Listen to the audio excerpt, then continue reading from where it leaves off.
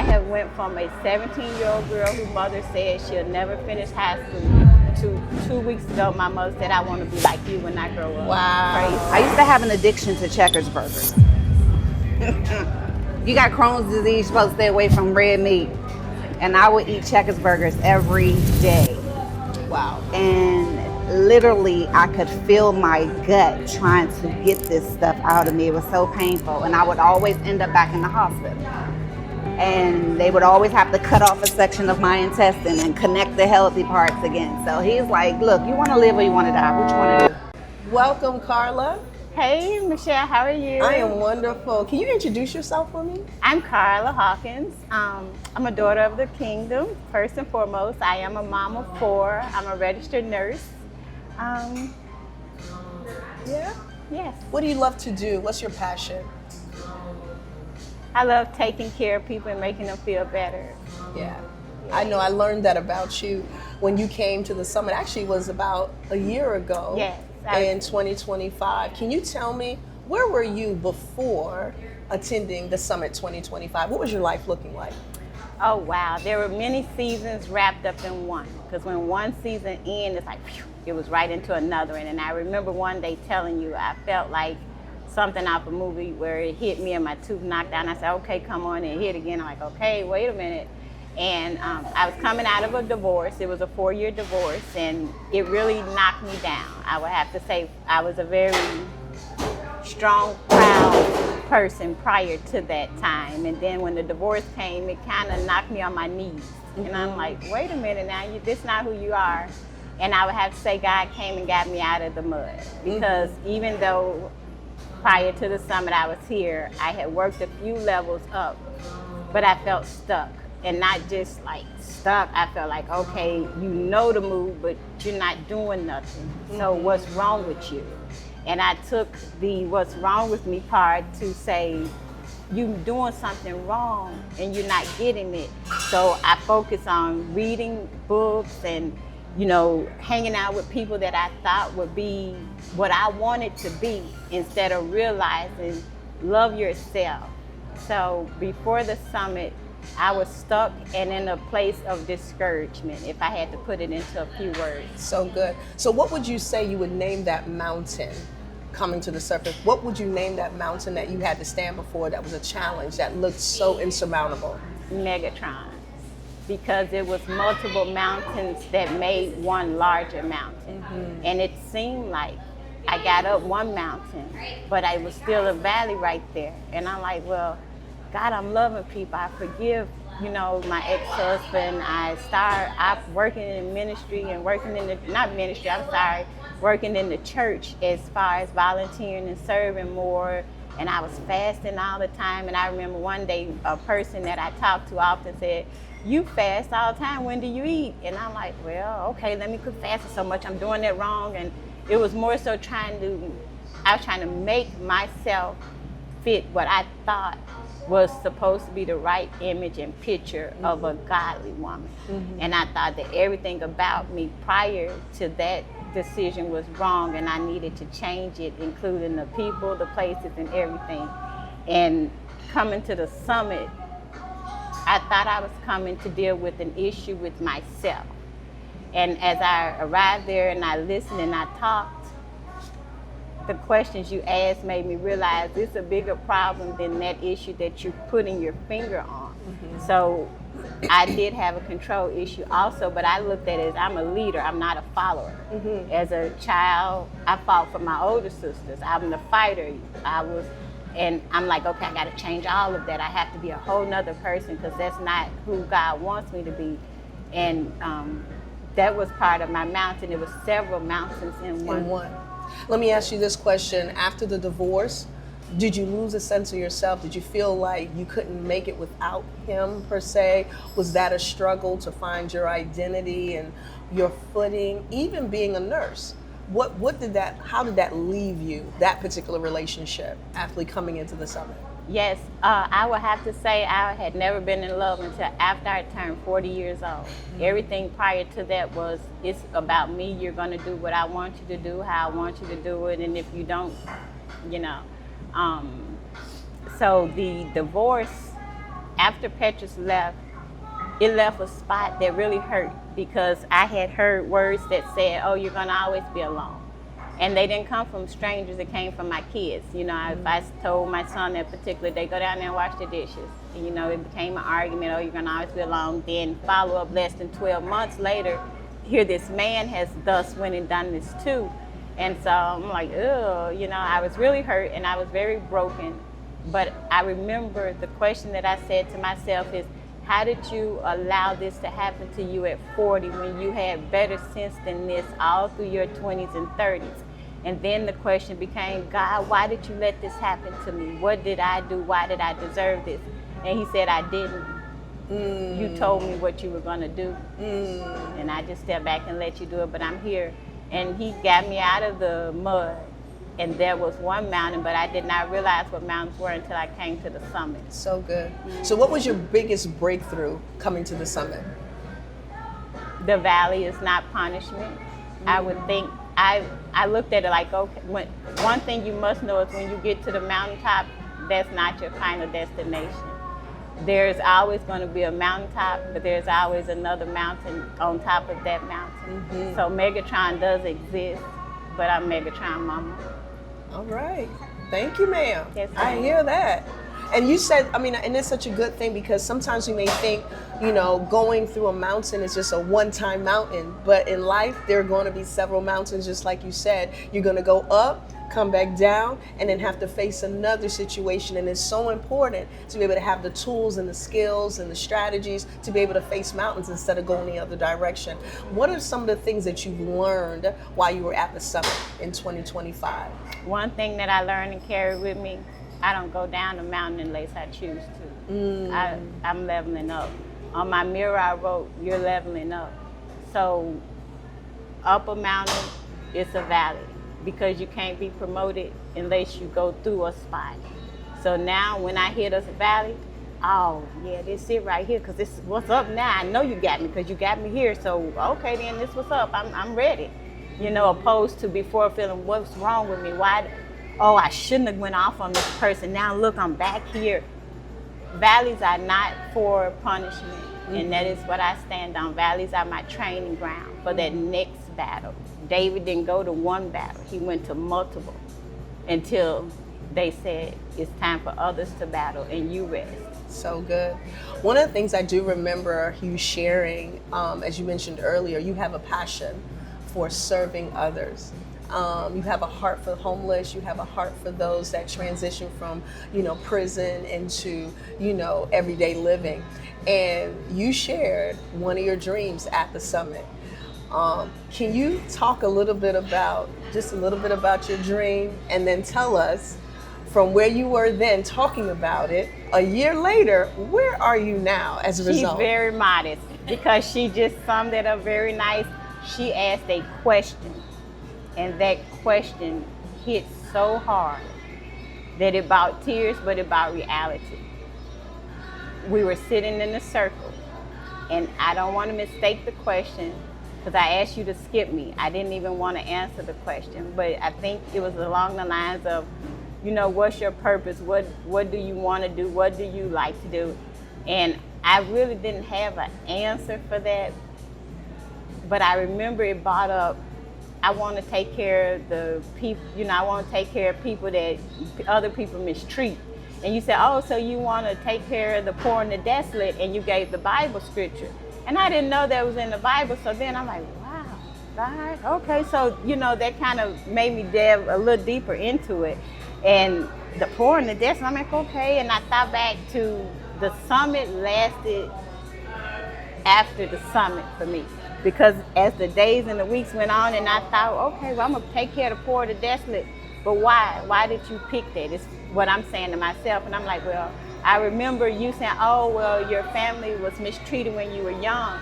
In actuality, in the 80s, we went to a primarily Caucasian school. And I remember they didn't want us to take showers, but we had swimming. So I had to take a shower with a Jerry curl. You don't want to take a shower at your school. And then, so I didn't have my mom perm my hair, and that wasn't no better either. I should have stayed with the curl. But nevertheless, I remember that was my turning point, but the summit made me narrow where was that point, and it made me go back to that point to see, well, why do you feel this way about people?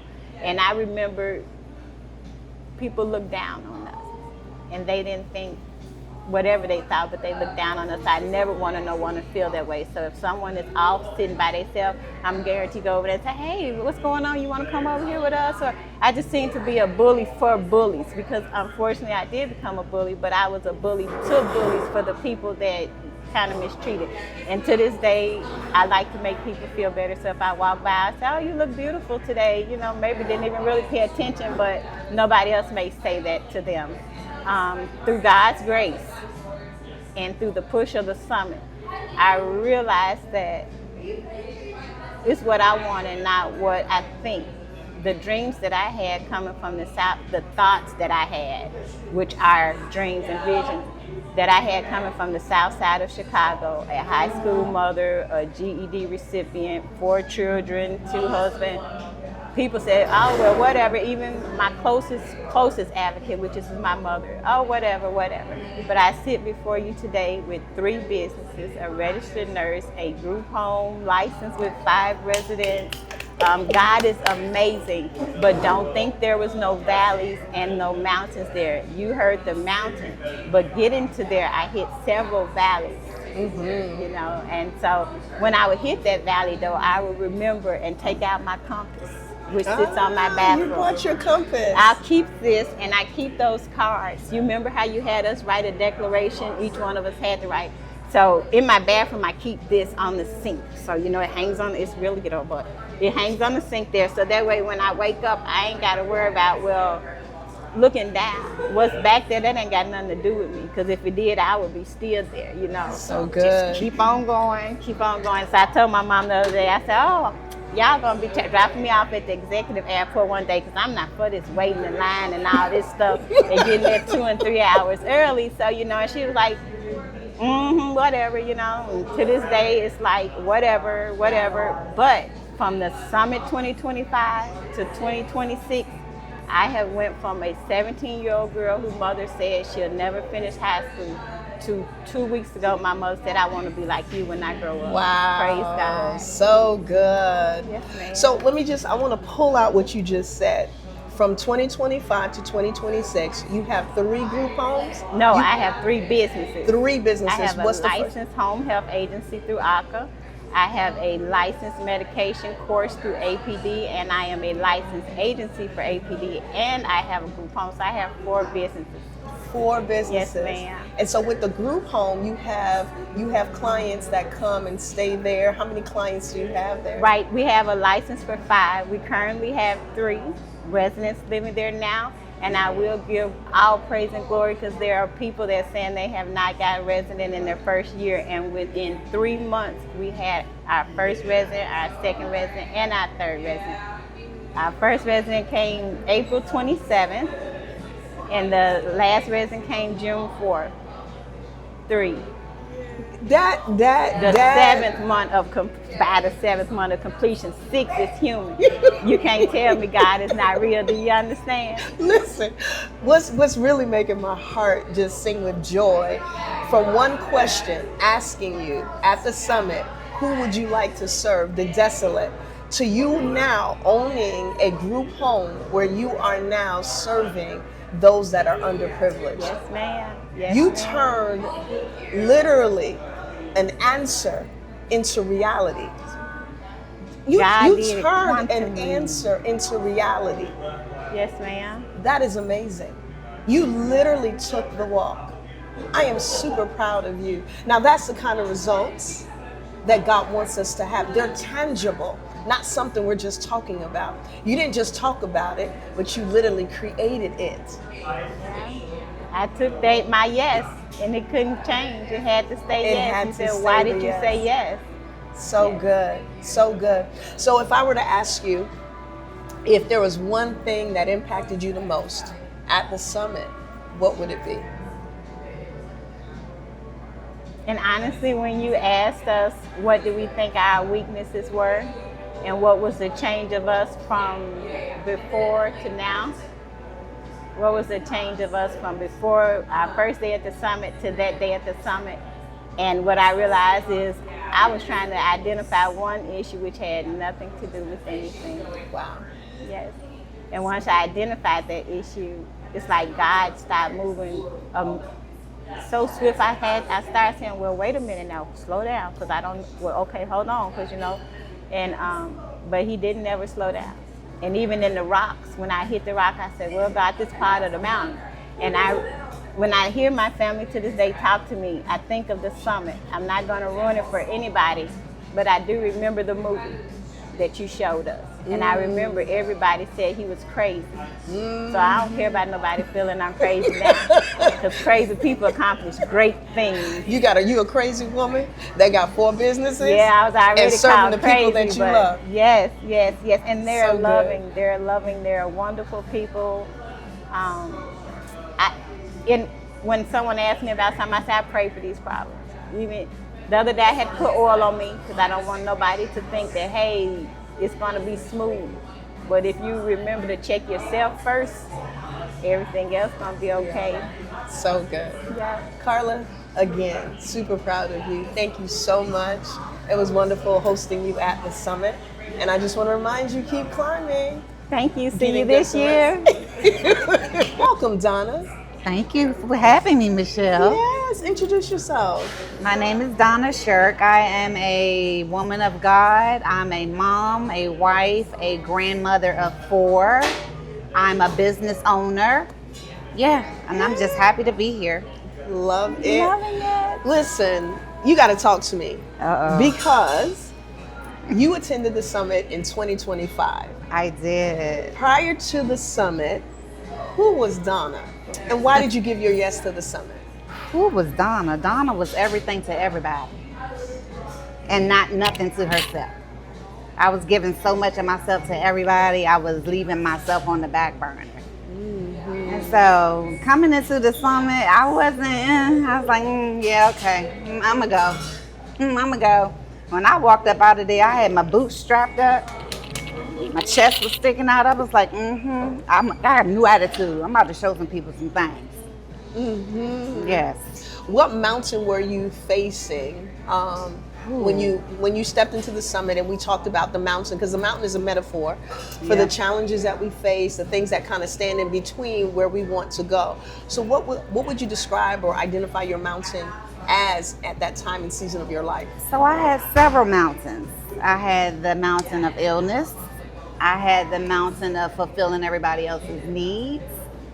Yeah. Talk about the mountain of illness. Share a little bit about that. You're about to make me cry. So when people look at me, they see this strong person and they think she don't go through anything. She got it all together.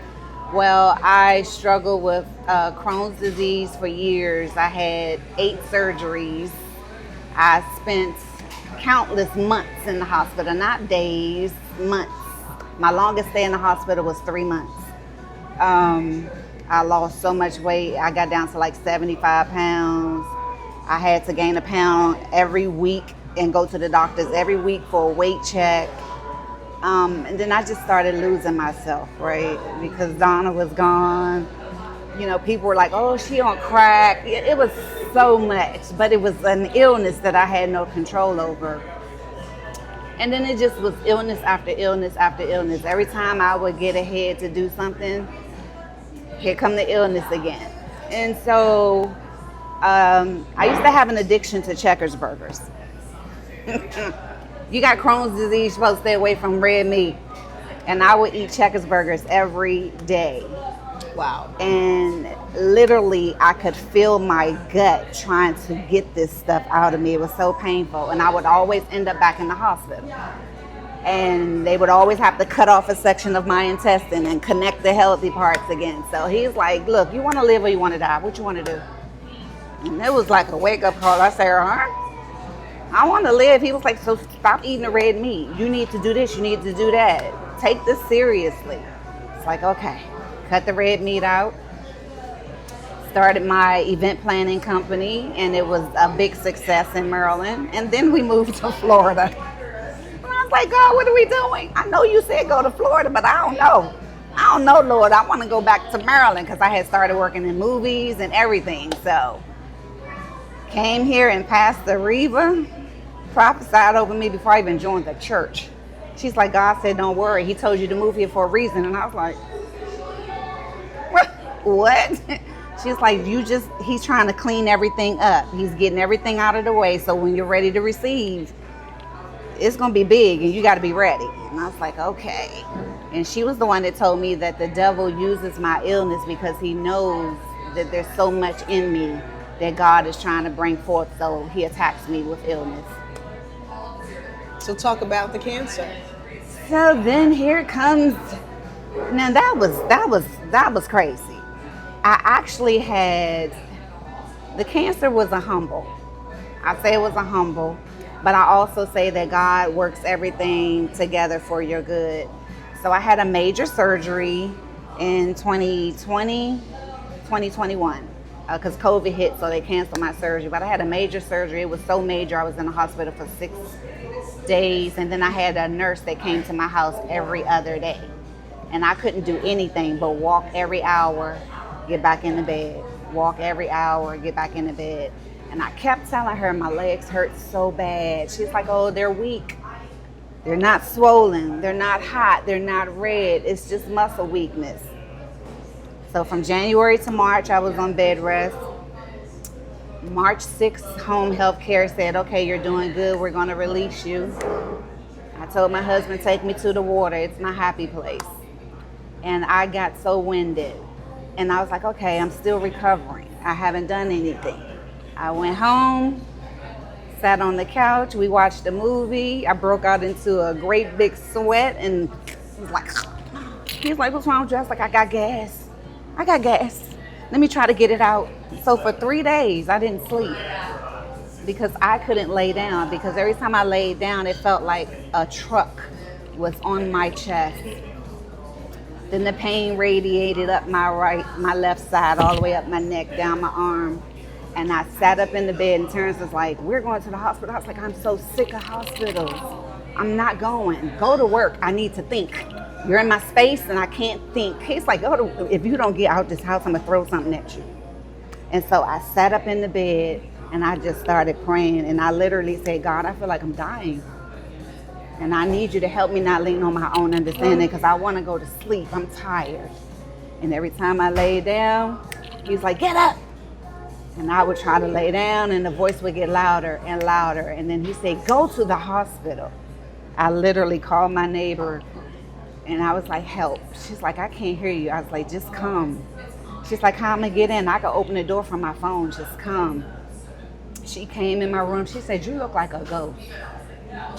She said, Donna, you are white. I was like, let's go. Let's go. I get to the hospital.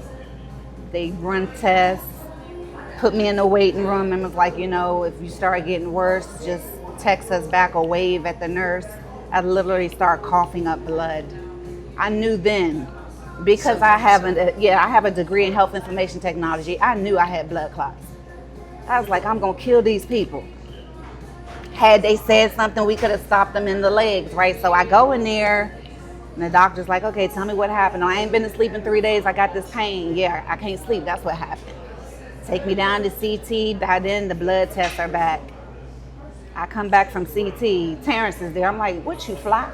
He talking about, you said you're in the ER. I'm what? What's going on? And the doctor comes in the room and he's like, what happened again? And I'm telling him I had surgery. I was on bed rest. I had pain. I can't breathe. Can't sleep. He said, you have blood clots in both your lungs. And you're having pain on this side because it's completely blocking your airway tube. He said, and you are alive because you didn't go to sleep. Wow. I said, wow. What? I could say, what? Wow. He said, had you been asleep, you wouldn't have woke up. People don't survive this degree of clot that you had. So I was in ICU for 5 days. Long story short, came home after 10 days, was going through the motion of, making sure the blood clot was going away, making sure they were disappearing. And the doctor says, we need to do an ultrasound of your thyroid. I was like, I'm here for my lungs. He's like, yeah, but we need to do an ultrasound. Go back and see your oncologist. I go back to see him. He said, okay, let's do the ultrasound. Let's just rule it out. I come back, he said, we need to do a biopsy. I was like, whatever, do the biopsy. There's nothing there. Do the biopsy. He said, I'll call you in 5 days. The phone rung in 3 days. He said, you have cancer. I said, I have who? You need to repeat that test. No, that's a lie. I just survived deadly blood clots. You gonna tell me I got what? He's like, I need you to come in. I came in. And then he said, you also have it on your vocal cords. I was like, I'm done. It's like, just take me out. I'm done. Crying.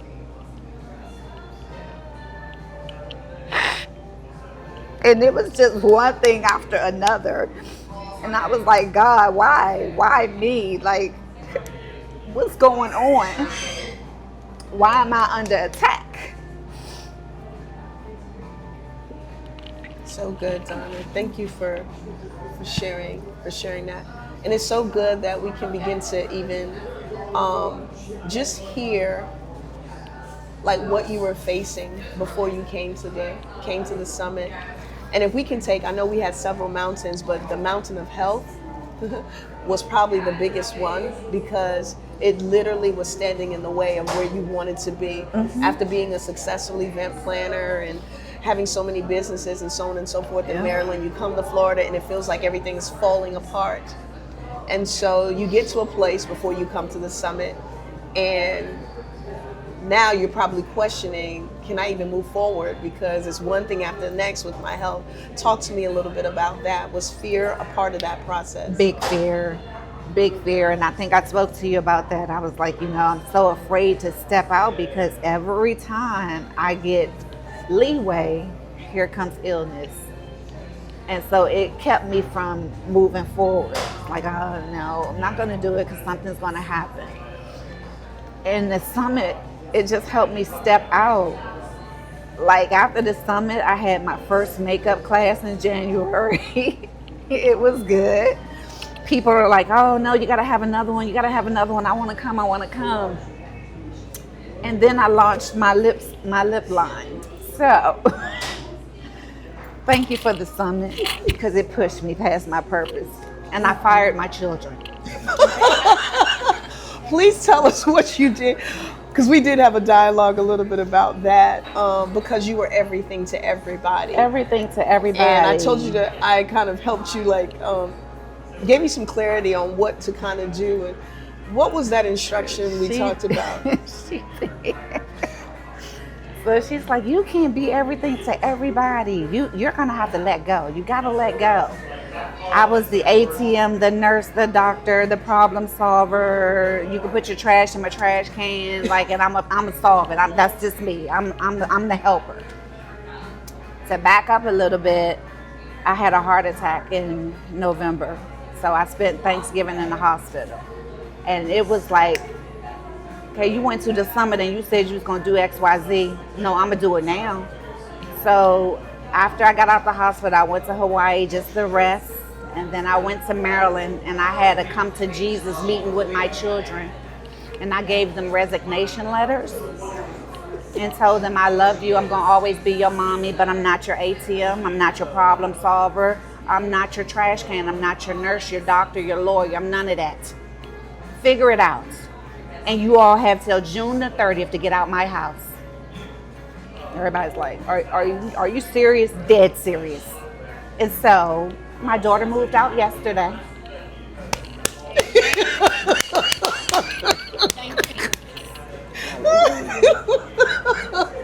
So good. Now I'm just waiting for my youngest son to find something. I say, you had till the 30th of June. You got 2 weeks. You got to go. Before I bring your kids back, you better have a place. That's it. So good. Yeah. So what was your biggest breakthrough when you think about the summit a year later and some of the results you have received in a whole year? In a whole year, You've right? done a lot. I've done a lot. And I'm so proud of me. Yes. I'm so proud of me. I think it was the climb and the fear. Like, if I could just keep climbing and don't even pay attention. Like when Mark kept climbing those mountains and then he would jump to another one, he had no fear. I said, so why am I fearing? I'm on level ground. What am I fearing? I have everything in me already. I have the knowledge. I have the skills. I have it all. I know how to run a business.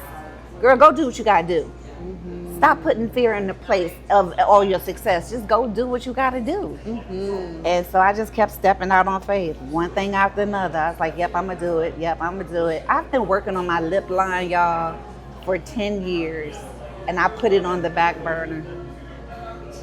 I put it on the back burner because I was working with my own scientists because I wanted my own formula. I wanted it to be vegan.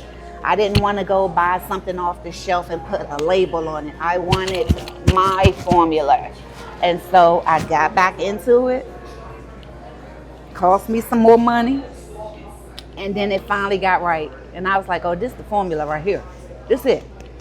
This it right here. Let's start putting everything into production. So yeah, I'm happy. So the production came, lipstick line dropped, and you started selling lipsticks. Lipstick line, lip gloss, lip liners, and I've gotten so much positive feedback. Like they love it. Like, girl, I eat, it don't go nowhere. I drink, it's still on. Yep. So good. I like So it. now, would you look back? Did you, even in the midst of you journeying over a year now and getting these results, where has fear been? I don't know which yet. I don't know her. You're moving in spite of. Yeah. And it's not that you're not going to the doctor, but you're still moving in spite Still of. moving in spite of. I go So to the, well, she knows, I'm at the doctor's every week, 4 appointments. And it's been this way, the past 3-4 years. Like, Yeah. so it's like, yeah, okay, whatever. I'm going to keep it moving. I don't care nothing about what you said. So good. So good. And so if you can share with someone one of the biggest takeaways from the summit that literally changed your life, what would you say it would be?